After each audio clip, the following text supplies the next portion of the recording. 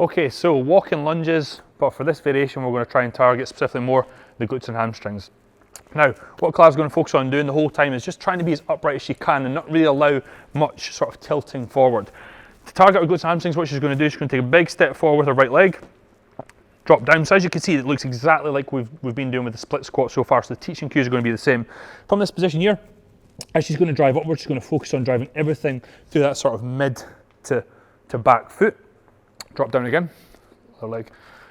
Now, as you can see with this leg here, same coaching cues will apply for that foot, but what we're going to try and do is literally target the isolated glute and hamstrings. Stand back up for me, one more. So just for this side of the camera, what you'll see is that as she would then step forward, what she'd do is she'd squeeze her butt cheek here and push all that weight through that front heel. If she was to push anything from that back foot, drop back down.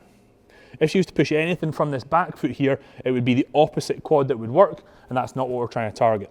So as you can see on that one, long step and pushing from that front foot, and there you have dumbbell walking lunges.